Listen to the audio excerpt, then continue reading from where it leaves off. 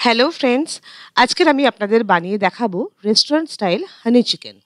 হানি chicken বানাবার জন্য প্রথমেই আমি বলি আমি এখানে নিয়েছি বোনলেস চিকেন ২৫০ গ্রাম। চিকেনগুলোকে আমি মাঝারি সাইজ করে কেটে নিয়েছি, কেটে নিয়ে ধুয়ে পরিষ্কার করে নিয়েছি। এবার আমাকে চিকেনটা ম্যারিনেট করতে হবে। চিকেনটা ম্যারিনেশনের জন্য আমি প্রথমেই তার মধ্যে দিলাম গোলমরিচ, ১ টিস্পুন গোলমরিচ গুঁড়ো দিলাম। এবার দিলাম আমি আদা, রসুন আর লঙ্কা ক্রাশ করে রাখা। এটাকে আমি পেস্ট করিনি, জাস্ট ক্রাশ করে রেখেছি মিক্সিতেই। আপনারা ইচ্ছে হলে পেস্টও দিতে পারেন। এবার দিচ্ছি আমি ১ টিস্পুন মতন ভিনেগার। চিকেনটাকে অন্ততপক্ষে ২০ থেকে ২৫ মিনিট ম্যারিনেট করে রাখতে হবে। তার বেশি রাখলেও কোনো ক্ষতি নেই। ভিনেগারটা এড করার পরে আমি এর মধ্যে ১ টিস্পুন দিলাম সোয়া সস। আমার কাছে এখানে ডার্ক সোয়া সস আছে। আপনারা লাইট সোয়া সসও ইউজ করতে পারেন। তাতে কোনো প্রবলেম হয় না। এবার আমি দিচ্ছি স্বাদ মতো নুন। নুনটা খুব বুঝে দিতে হবে কারণ সোয়া সসে অনেকটা নুনের ভাগটা একটু বেশি থাকে। সেইজন্য নুনটা খুব বুঝে ব্যবহার করবেন। নিজেদের স্বাদ অনুযায়ী দেবেন নুনটা। নুন দেওয়ার পর আমি এর মধ্যে এড করছি ময়দা। আমার কাছে আজকে কর্নফ্লাওয়ার নেই, তাই আমি শুধু ময়দা দিয়ে কিভাবে পকোড়া ভাজতে হয় আমি সেটা আপনাদেরকে দেখিয়ে দেবো। একদম রেস্টুরেন্টের মতন পকোড়াগুলো ভেজে তৈরি হয়। ময়দা দেওয়ার পরে আমি এর মধ্যে দিলাম লঙ্কা গুঁড়ো ১/৪ টিস্পুন। দেওয়ার পরে আমি ভালো করে চিকেনটাকে ময়দা, নুন, আ লঙ্কা গুঁড়ো, সয়া সস, ভিনিগার এইগুলোর সাথে মেখে নিচ্ছি। যদি আপনাদের জলের প্রয়োজন হয় দিতে পারেন। আমার এখানে জলের প্রয়োজন পড়েনি, তাই আমি জল কোনো এড করিনি। এবার আমি একটা পাত্রে তেল গরম করতে দেবো। তেলটাকে একদম পাইপিং হট হতে হবে। নয়তো চিকেনগুলো দিলে চিকেন আটকে যাওয়ার সম্ভাবনা থাকবে। তেলটা গরম হয়েছে কিনা দেখার জন্য আমি এক টুকরো ময়দার একটুখানি ব্যাটার ঢেলে দেখলাম যে সাথে, সাথে ব্যাটারটা ভেসে উঠেছে। তার মানে আমার তেলটা একদম রেডি হয়ে গেছে। এবার আমি একটা, একটা করে চিকেন নিয়ে এর মধ্যে দিতে থাকবো। যতগুলো ধরে ততগুলো দেবো। খুব বেশি ওভার ক্রাউডেড করব না। আপনারাও তাই করবেন। খুব বেশি একসঙ্গে দেবেন না, তাহলে তেলটা ঠান্ডা হয়ে যায়। আর এই পকোড়াটা ভাজার সময় মাথায় রাখবেন তেলটা মিডিয়াম টু হাই ফ্লেমে হবে। একদম হাই ফ্লেমে করতে যাবেন না। তাহলে বাইরে চিকেন পকোড়ার বাইরের কোটিংটা লাল হয়ে যাবে, ভেতরটা কিন্তু কাঁচা থেকে যাবে। আমাদের উদ্দেশ্য হলো পুরোটাকে ভালো মতন ভাবে সেদ্ধ করা। তাই জন্য মিডিয়াম টু হাই ফ্লেমে আমি রেখেছি। বা মাঝারি ফ্লেমে রাখলেও কোনো অসুবিধা নেই। চিকেনের একটা পিঠ খুব সুন্দর লালচে করে যখন ভাজা হবে, তখন আমি আরেকটা পিঠ ভাজার জন্য উল্টে দেবো। আপনারা দেখতেই পাচ্ছেন আমার একটা পিঠ খুব সুন্দর করে ভাজা হয়ে গেছে। এবার আমি উল্টো পিঠটা ভালো করে ভেজে নেব। যদি চিকেন আমার যেরকম হয়েছে এরকমভাবে জড়িয়ে যায়, তাহলে খুন্তি দিয়ে আলাদা, আলাদা করে নিতে পারেন। একই রকমের জিনিস হবে। শুধু ময়দা দিয়ে ভাজলে চিকেনটা খুব ক্রিসপি হয়। যদি আপনারা আরো বেশি ক্রিসপি করতে চান তাহলে এতে একটুখানি চালের গুঁড়ো মেশাতে পারেন। তাহলেও ভীষণ ক্রিসপি হবে। ক্রিসপি অ্যান্ড ক্রাঞ্চি চিকেন ভাজা পকোড়া তৈরি হবে।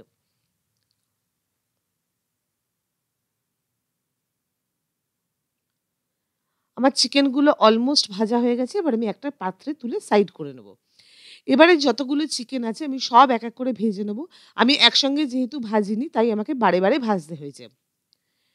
এবার আমি চলে যাচ্ছি কিভাবে হানি চিকেনটা বানাবো সেইটা দেখানোতে।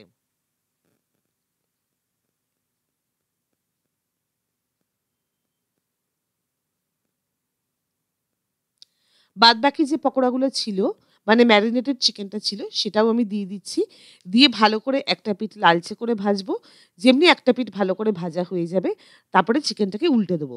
চিকেনটা দেওয়ার সাথে, সাথে একটা পিঠ ভাজা না হওয়ার আগেই উল্টানোর চেষ্টা করবেন না। তাহলে কিন্তু চিকেন ভেঙে যাওয়ার চান্স থাকবে। এবার অন্য একটা কড়াইয়ের মধ্যে আমি সাদা তেল নিয়ে নিয়েছি। ওই চিকেন ভাজার তেলটাই নিয়েছি। নিয়ে তার মধ্যে দিলাম ক্রাশ করে নেওয়া আদা, রসুন আর কাঁচা লঙ্কা। একটা জিনিস মনে রাখবেন এই রান্নাটা কিন্তু সম্পূর্ণটাই হবে হাই ফ্লেমে। চিকেন পকোড়াটা হবে মিডিয়াম ফ্লেমে আর বাদবাকি রান্নাটা কিন্তু হবে হাই ফ্লেমে যেহেতু এটা চাইনিজ চিকেন বানাচ্ছি আমি। এবার আমি কাঁচা লঙ্কা কোচানো দিয়ে দিচ্ছি। আপনারা আদা, রসুন, কাঁচা লঙ্কা ক্রাশ করার বদলে আপনারা পেস্ট করেও দিতে পারেন। কিন্তু ক্রাশ করে একটু মুখে পড়লে জিনিসটা খেতে ভালো লাগে। আমি ডাইস করে ক্যাপসিকাম কুচিয়ে নিয়েছি আর ডাইস করে আ অনিয়ন কুচিয়ে নিয়েছি, পেঁয়াজ কুচিয়ে নিয়েছি। এবার ওই ডাইস করা ক্যাপসিকাম আর অনিয়নটাকে আমি এর মধ্যে দিয়ে দিলাম। দিয়ে হাই ফ্লেমে খুব ভালো করে নাড়াচাড়া করতে হবে। এটা বানানোর সময় একটু খেয়াল রাখবেন যেন বেশি নাড়াচাড়া করবেন না বা ঢাকা দিয়ে দেবেন না। কারণ অনিয়ন আর ক্যাপসিকামের ক্রাঞ্চিনেস টা আমার দরকার। এটা যদি নরম হয়ে যায় একদম তাহলে কিন্তু চিকেনটা একদম ভালো লাগবে না খেতে। ক্রাঞ্চিনেসটা একদম চলে যাবে নয়তো। আর ক্রাঞ্চিনেসটা চলে গেলে খেতে কিন্তু ভালো লাগে না। এবার আমি এর মধ্যে দিচ্ছি ভিনেগার। ভিনেগারটা 1 টিস্পুন মতন দিলাম আমি। ভিনেগার দেওয়ার পর আমি এর মধ্যে এড করছি সোয়া সস। অনেকগুলো সস পড়বে তাই নুনের ব্যালেন্সটা একটু বুঝে করবেন। যদি নুন লাগে দেবেন, যদি নুন না লাগে দেবেন না। অবশ্যই টেস্ট করে রান্না করবেন। তাতে কোনো অসুবিধে নেই। কারণ নুনটা বেশি হয়ে গেলে কিন্তু প্রবলেম হয়ে যাবে। এবার আমি দিলাম টমেটো কেচাপ প্রায় 2 টিস্পুন মতন টমেটো কেচাপ দিলাম। এবার আমি দিচ্ছি red chilli sauce. Red chilli সসটা 1 টিস্পুন মতন দিলাম। আমি কিন্তু পুরো রান্নাটাই হাই ফ্লেমে করছি। আপনারাও সেটাই করবেন। তাতে সবজির ক্রাঞ্চিনেসটা বজায় থাকবে। আমি বারবার বলছি এইজন্য।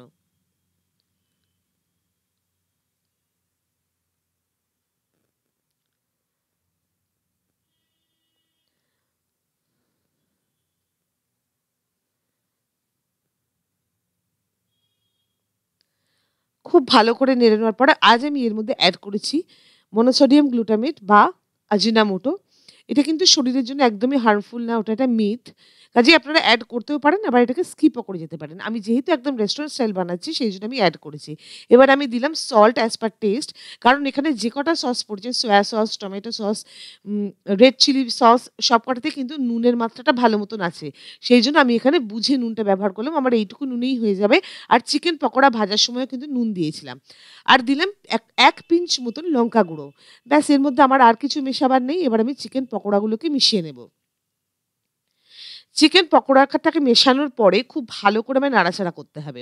আর চিকেনের যে বাটিতে ম্যারিনেট করেছিলাম, সেই বাটিতে অনেকটা ফ্লাওয়ার লেগে রয়েছে, ময়দা লেগে রয়েছে। কাজেই ওর মধ্যেই আমি কর্নফ্লাওয়ার স্লারিটা বানিয়ে নেব।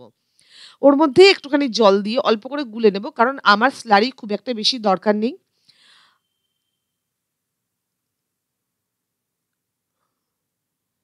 গুলে নিয়ে আমি দিয়ে দিলাম। আঁচ কিন্তু কমানো চলবে না। আজকের আমার এই রেসিপিটা যদি আপনাদের ভালো লেগে থাকে তাহলে আমার চ্যানেলটাকে অবশ্যই সাবস্ক্রাইব করবেন এবং রেসিপিটা লাইক এবং শেয়ার করবেন। লাইক অবশ্যই একটা দেবেন প্লিজ, রিকোয়েস্ট রইল। খুব ভালো করে নাড়াচাড়া করে নিলাম। মোটামুটি আমার চিকেন একদম রেডি হয়ে গেছে। কারণ চাইনিজ চিকেন তৈরি করতে, চাইনিজ যেকোনো আইটেম তৈরি করতে সময় একদম লাগে না। সবার শেষে আমি এর মধ্যে এড করব হানি বা মধু। মধুটা এড করার পরে দেখবেন এটার টেস্ট একটা মিষ্টি হয়ে যাচ্ছে। আর এটার মধ্যে একটা গ্লসি ভাব চলে আসছে। সবার শেষে আপনারা সাদা তিল এড করতে পারেন যেমন রেস্টুরেন্টে করে। আমার কাছে এভেইলেবল ছিল না তাই আমি সাদা তিল এড করিনি। আপনারা করতে পারেন। দেখতে খুব সুন্দর হয়। তিলের টেস্টে কোনো ফারাক হয় না কিন্তু দেখতে সুন্দর হয়। দেখুন মধুটা দেওয়ার পরে কিরকম চকচকে হয়ে গেল জিনিসটা। আর খুব সুন্দর টেস্ট হয়েছে। চাউমিন চাউমিন বা ফ্রাইড রাইস দিয়ে এটা খেতে খুব ভালো লাগে। আজ পর্যন্ত এইটুকুই থাক। আবার দেখা হবে। ধন্যবাদ।